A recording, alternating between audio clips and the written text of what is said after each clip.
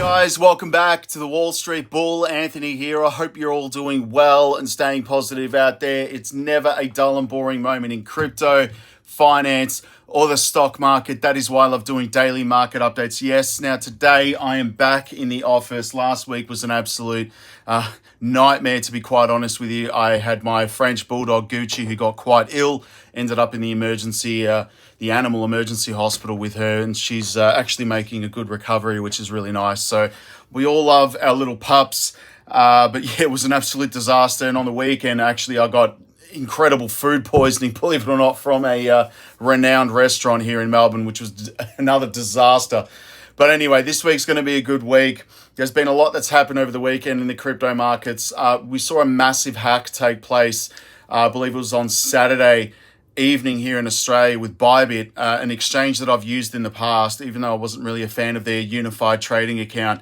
$1.5 billion was hacked in Ethereum, I believe through some sort of way of getting access to the signatures of the authorized users for the cold storage wallet, which was mind-blowing to see that they were able to do that. So I believe that is not now all resolved with Bybit, but I mean, that sent the market plummeting, to be honest with you. And a lot of people are withdrawing a lot of money in regards to Bitcoin, Ethereum, and cryptocurrencies from Bybit. So it's a pretty big hit for the industry, to be honest. So we did see that as well. Some other updates. We have the state of Montana in the United States rejecting their Bitcoin reserve strategy, I guess. The House lawmakers have rejected it, which is really frustrating and annoying.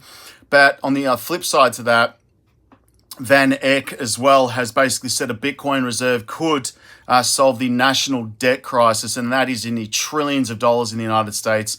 Gosh, I don't even know what's happening in Australia with our debt crisis. I mean, at the moment, the state where I am based in Australia, Victoria, is in a lot of debt at the moment, but we'll see if we're going to get a Bitcoin reserve. I don't know if our politicians will actually allow it, but, we'll see what happens with that. And yes, we do have the update in relation to Bybit. It actually made an article, around the world, $1.5 billion, which was huge, the biggest digital heist ever in history. Michael Saylor as well with strategy. It's not MicroStrategy, it is strategy, is again raising further capital to buy more Bitcoin. And it's an interesting one. I did put up a thread on how he's actually doing it, which is quite fascinating. We have the Motley Fool, again, putting out an article stating that Ripple and XRP could absolutely skyrocket by 100%. I have no doubt about that. We're going to go over, of course, Earn Curve. There are, some updates in regards to that.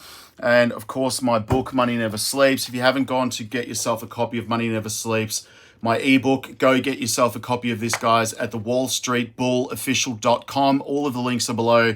This dividend investing book is going to change your life. No BS. There are many investing books out there in the marketplace, and you should literally read them all.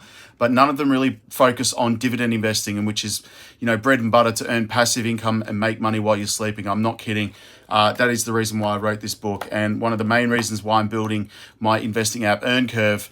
So go get the book at the Wall Street Bull Official. We'll get to that in a second. But there's been a lot happening in the markets. And let's get into it, guys. Massive shout out and thank you to every single one of you who have subscribed to my channel. I really appreciate it. Thank you very much. If you are new, smash the subscribe button down there and turn on that little bell notification as well, because as you can see right here, I absolutely love documenting my journey with investing with cryptos, dividend stocks, growth stocks, talking about passive income, building financial freedom, and of course, my goal at the end of the day is to build generational wealth. So come along this incredible journey. Things are getting crazy in this space. Also, if you can give this video a thumbs up, watch it straight through, would really help me push this channel out to a lot more people, because the YouTube algorithm is absolute magic when you find, ladies and gentlemen, do that. All right. So make sure you give it a thumbs up. Doesn't cost you anything. It's down there. Thank you very much. You guys rock. Also, a little disclaimer, I am not a financial advisor. Please do your own research and due diligence with this stuff, right? I don't want to see anyone get financially hurt. That is why my number one golden rule is I only invest what I can afford to lose. And yes, we don't like to lose. You can lose money like that in the blink of an eye in crypto, so be careful. Now, moving on, let's get into this. And yes, I'm going to have my morning espresso. I should say afternoon espresso, because it's 1 in the afternoon. It's just changed. But anyway, so this is a pretty bullish update. And I saw this on X, but the Securities and Exchange Commission has a Sunshine Act meeting, which is quite interesting. that is taking place on February 27th, which is not that far away, only a couple of days away. And the meeting will be held remote, means that obviously it's done on Zoom or Teams or whatever. The meeting will be closed to the public, and the majority of discussions will be on, the XRP ETFs. And you can see right here, if I can zoom in on my post, you can see here self-regulatory organization statement of terms and substance of proposed rule change. The CBOE BZ exchange is filing the Securities Exchange Commission a proposed rule change to list and trade shares of Bitwise XRP ETF. I mean, this is enormous. The commodities-based trust shares. Text of the proposed rule change is also available on the exchange's website, which is quite interesting. Then it goes on a couple of posts right here. You can see in the notes and discussion notes right here, the XRP is a digital asset that is created and transmitted through operations of the XRP ledger, a decentralized ledger upon which XRP transactions are processed and settled. XRP can be used to pay for goods, services, or it can be converted into fiat currencies, such as the US dollar. The XRP ledger is based on a shared public ledger similar to the Bitcoin network. However, the XRP digital asset networks, in that its stated primary function is transactional utility. Focus on real-world utility. The XRP ledger is designed to be a global real-time payment settlement system. As a result, the XRP ledger and XRP aim to improve the speed in which parties the network may transfer value, also reducing the fees and delays associated with the traditional methods of interbank payments. People really don't understand what this technology is and what it's about. If you don't, please go research it. I have to do a deep dive video on actually what's going on here, which is fascinating. But this is taking place on the 27th. And it's going to be interesting to see whether or not, anything is approved, so to speak, with the ETF application, especially the Bitwise. That'd be enormous, and the things will go parabolic. So let's keep a close eye on that as well. And we do have Michael Saylor, dollar cost averaging at its finest. Right here. I mean, he's been dollar cost averaging since 2020, buying no matter what the market is doing, which is awesome. You can see that. That's basically what dollar cost averaging is. You're buying no matter what's happening in the market, just slowly accumulating, because you can never time the market. You can never predict the market. Things are always going to be up and down. This is the way financial markets work in, any financial market, so to speak, whether it's crypto or the stock market. So just consistency. All right. And that's one of the things why I talk about in, my book, Money Never Sleeps. Go get yourself a copy of it, the Wall Street Bull Official, link below. This is why it's important to have consistency. All right, go get the book, guys. And of course, the perfect time I like to dollar cost average is between Sunday and of course Monday morning here in Australia, because the market's incredibly quiet. XRP, Solana, Hedera, and Sui just slowly accumulating. And yes, that is Gucci. She's the best. Now this happened over the weekend. They stole a significant amount of Ethereum from Bybit, but the ETH multi-sig or signature cold wallet just made a transfer to our warm wallet 1 hour ago. It appears that the specific transaction was Musk's.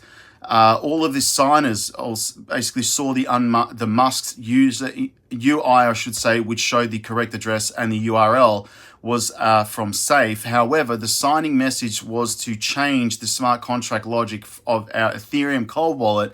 This resulted hacker took control of the specific Ethereum cold wallet, which is unbelievable.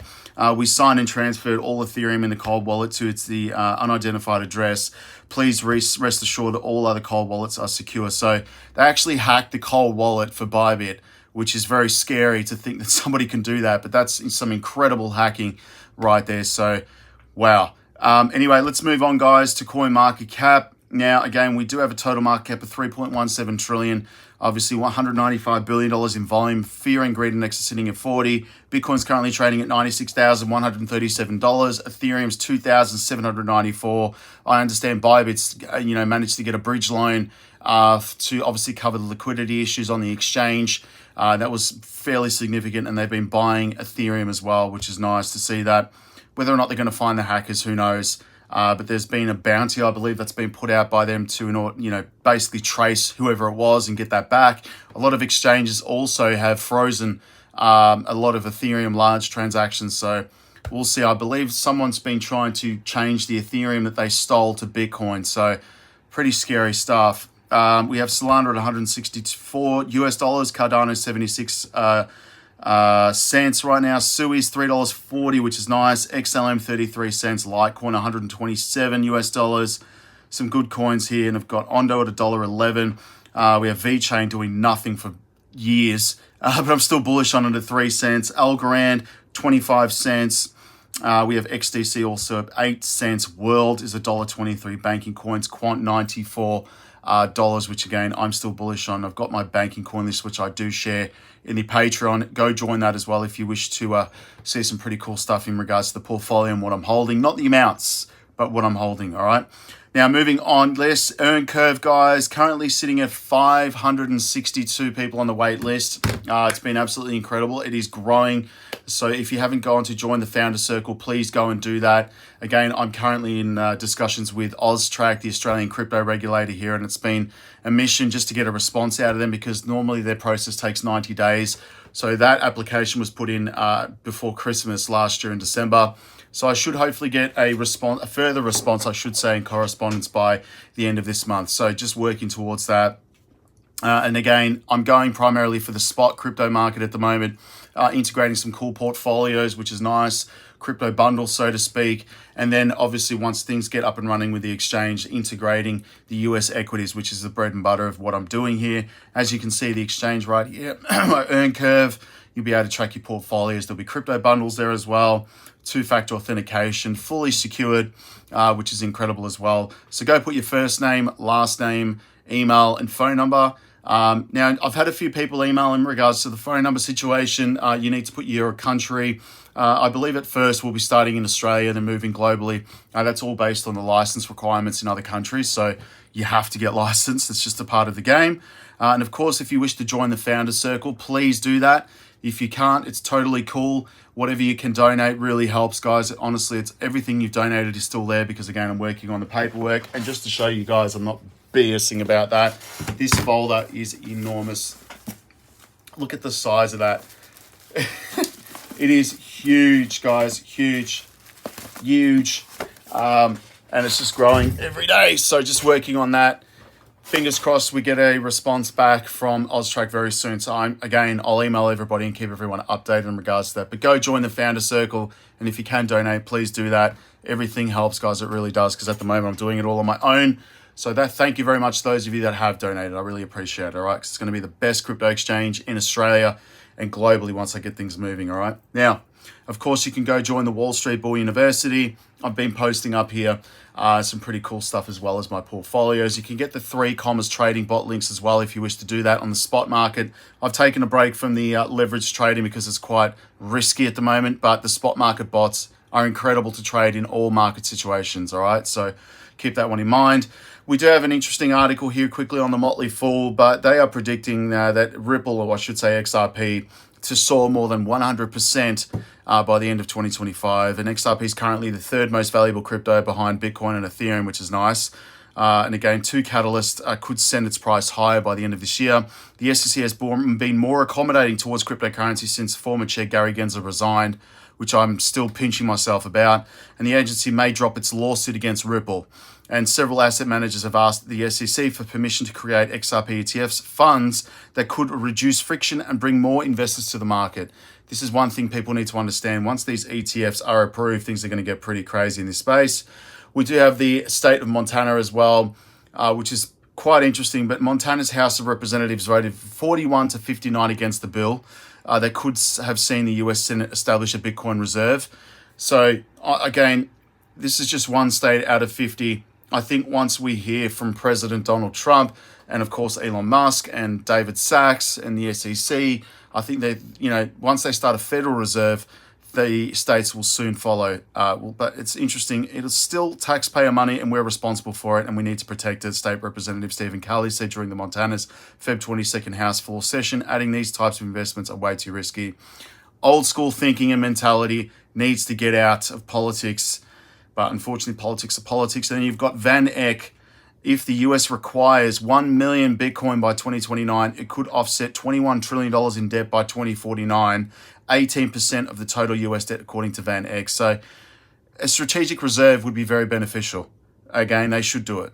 Now, moving on to the hack again, this is crazy, but Bybit has called the brightest minds in the cybersecurity to help it recover $1.5 billion stolen by hackers in what thought to be the biggest single digital theft in history. The Dubai-based crypto platform said an attacker gained control of the wallet for Ethereum, which I just mentioned, one of the most popular digital currencies after Bitcoin, and transferred its contents to an unknown address.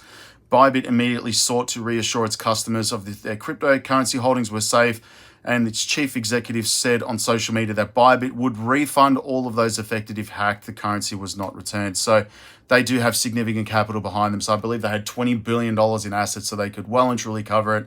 And of course, bridging loans help cover liquidity as well. So pretty scary stuff.